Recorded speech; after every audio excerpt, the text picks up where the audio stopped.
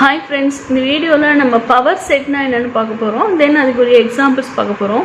The set of all subsets of A is called power set of A. It is denoted by P of A, capital P varnom, so P of A.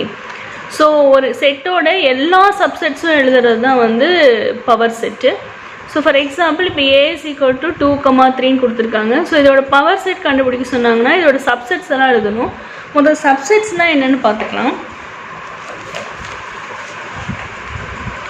So இப்போ பார்த்தீங்கன்னா A is equal to 1, 2, 3, 4 எழுதியிருக்கோம். So power set of ஏன்னா அதோட எல்லா சப்செட்ஸும் எழுதணும். இப்போ set of all, power செட்டுங்கிறது ஒரு செட்டு தான். So set of all set 1, 4 element இருக்குன்னா ஒவ்வொன்றையும் தனித்தனியாக எழுதணும். ஸோ இப்போ செட் 1, இப்போ இந்த செட் எடுத்துக்கிட்டிங்கன்னா this is subset of this.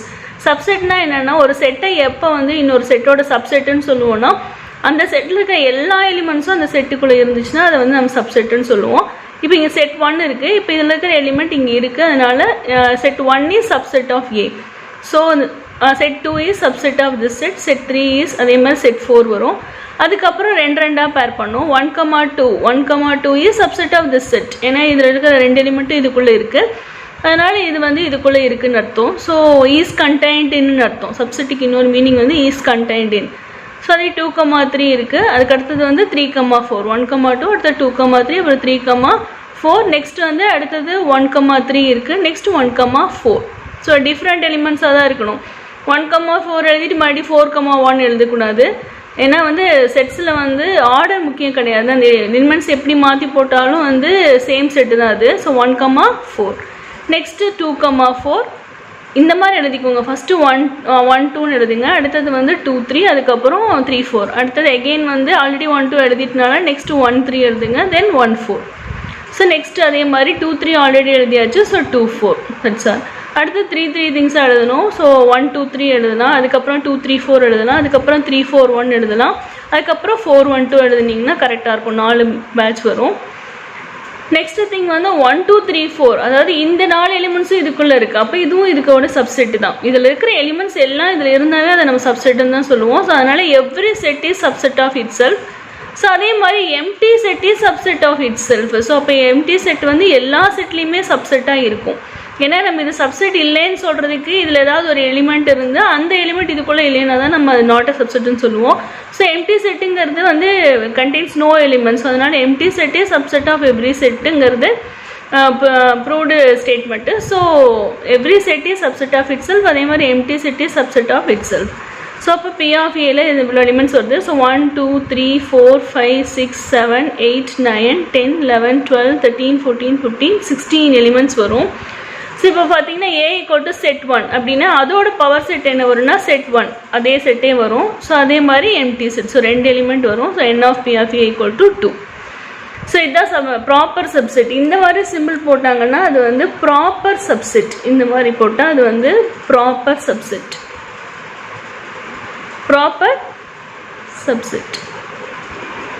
So 1,2 is proper subset of 1, 2, 3. Proper சப்செட்னா இதை விட எக்ஸ்ட்ரா எலிமெண்ட்ஸ் இங்கே இருக்கணும், 1ஆவது இருக்கணும், அதுக்கு மேலே இருக்கலாம், 3, 4 கூட இருக்கலாம், பட் 1ஆவது இருந்தால் தான் அதை வந்து நம்ம ப்ராப்பர் சப்செட்னு சொல்லுவோம். இப்போ 1, 2, 3 is not a proper set of 1, 2, 3, ஏன்னா இதுக்கு இது ஈக்குவலாக இருக்குது. So it is not a proper subset, it is a subset. இப்படி ஒரு இப்படி போட்டு இந்த மாதிரி கீழே நடுவில் ஒரு கோடு போட்டாங்கன்னா இந்த இது வந்து சப்செட். இதை விட ஒரு எலிமெண்ட்டாவது இங்கே ஜாஸ்தியாக இருந்தால் அதை ப்ராப்பர் சப்செட்டுன்னு சொல்லுவோம். ஸோ அப்படி இல்லைன்னா அது இம்ப்ராப்பர் சப்செட்னு சொல்லுவோம். ஸோ இது வந்து இம்ப்ராப்பர் சப்செட். இப்போ 1,4 is not a subset of 1, 2, 4. இந்த இருக்கிற 2 எலிமெண்ட்ஸில் வந்து it is okay 6,4 is not a subset of 1, 2, 4. ஏன்னா இதில் 6ங்கிற எலிமெண்ட் இங்கே இருக்குது, இங்கே இல்லை. ஸோ அதனால் 6,4 is not a subset of 1, 2, 4. So இதுதான் வந்து ப்ராப்பர் சப்செட்னா என்ன, சப்செட்னா என்ன, அதுக்கப்புறம் நாட் அ சப்செட். ஸோ எல்லா எலிமெண்ட்ஸும் அந்த செட்டுக்குள்ளே இருந்தால் தான் நம்ம அதை சப்செட் ஆஃப்னு சொல்லுவோம். ஸோ இதில் வந்து ஏதாவது ஒரு எலிமெண்ட் இல்லைனாலும் அது நாட் அ சப்செட் தான். ஸோ இங்கே அதுதான் கொடுத்துருக்காங்க, ஃபார்முலா கொடுத்துருக்காங்க N of P of A கண்டுபிடிக்கிறதுக்கு. N ஆஃப் A வந்து M-ஆக இருந்தால் N of P of A formula 2 power M. The number of proper subsets of set A is proper subsetனா என்ன வரணும்னா இதை விட ஒரு எலிமெண்ட்டாவது அதிகமாக இருக்கணும்னு அர்த்தம். ஸோ இப்போ இது எல்லாத்துலேயும் பார்த்தீங்கன்னா இதை விட ஒரு எலிமெண்ட் இங்கே அதிகமாகவே இருக்குது, 1 2 அதிகமாகவே இருக்குது. பட் இந்த செட் எடுக்கும்போது 1 2 3 4 எடுக்கும்போது இதை விட இதில் அதிகமாக இல்லை. So this is not a proper subset. ஆனால் இது எடுக்கும்போது என்ன ஆகும்னா 4 எலிமெண்ட்ஸ் எக்ஸ்ட்ராவே இருக்குது எம்டி செட்டை விட இதில். ஸோ அதனால் வந்து இதுவும் வந்து ப்ராப்பர் சப்செட் தான். இது ஒன்று மட்டும்தான் not a proper subset. So அதுதான் இங்கே கொடுத்துருக்காங்க. Every set has only one improper subset, verify that fact using this any செட்டுன்னு கொடுத்துருக்காங்க. ஸோ அது அந்த ஒரு இம்ப்ராப்பர் சப்செட் என்னென்னா அது கிவன் செட்டே தான், தட் செட்டே தான். கிவன் செட் தான் வந்து எப்போவுமே அது இம்ப்ராப்பர் சப்செட் ஆஃப் கிவன் செட்டாக இருக்கும். ஸோ இப்போ நீங்கள் 1 2 3 எடுக்கிறீங்கன்னா அதோட இம்ப்ராப்பர் சப்செட் சொல்லணும்னா 1 2 3 தான். மற்ற எந்த சப்செட் எடுத்தாலும் அது ப்ராப்பராக தான் இருக்கும். ஸோ இதுதான் அதே சேம் செட்டு தான் இருக்கும். ஸோ அப்போ number of proper subsets of A அப்படின்னு கேட்டாங்கன்னா n ஆஃப் p ஆஃப் ஏலேருந்து 1 சப்ராக்ட் பண்ணிட்டீங்கன்னா இந்த is 2 power m minus 1. 2 power m இங்கே எழுதணும், -1 பக்கத்தில் எழுதணும், பவரில் எழுதிடக்கூடாது. என்னன்னா இப்போ நம்ம எழுதணும்ல எலிமெண்ட்ஸ், இப்போ இந்த 4 எலிமெண்ட் எழுதியிருக்கோன்னா இதில் இந்த எலிமெண்ட் வராது, ஏன்னா இது வந்து ப்ராப்பர் சப்செட் இல்லை. இப்போ இந்த 3 தான் வரும், அதனால 4 - 1 3ன்னு எழுதிடுவோம். ஸோ நம்பர் ஆஃப் சப்செட்ஸ்ன்னு கேட்டாங்கன்னா 2 power m, number of proper சப்செட்ஸ்ன்னு கேட்டாங்கன்னா 2 power m minus 1. So number of subsets எல்லாம் இருக்கிறதுக்கு பேர் தான் வந்து பவர் செட். ஸோ இப்போ எக்ஸாம்பிள் 1.9 பார்த்தீங்கன்னா find the number of subsets and number of proper subsets of a செட்டுன்னு கொடுத்து x is equal to a b c x y zன்னு கொடுத்துருக்காங்க. ஸோ இந்த செட்டில் எத்தனை எலிமெண்ட்ஸ் இருக்குன்னா 1 2 3 4 5 6 elements. So n of x வந்து 6. So number of subsets of x is வந்து என்னென்னா n of p of x.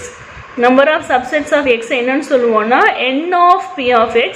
So அது வந்து 2 பவர் m என்னது 6. ஸோ 2 பவர் 6 கால்குலேட் பண்ணிங்கன்னா 2 பவர் 3 என்ன வரும்னா 2 into 2 into 2. 2 2s are 4, 4 2s are 8 வரும். 2 பவர் 3 into 2 பவர் 3னா 2 பவர் 6. ஏன்னா சேம் பேஸில் நம்ம பவர்ஸ் ஆட் பண்ணுவோம்.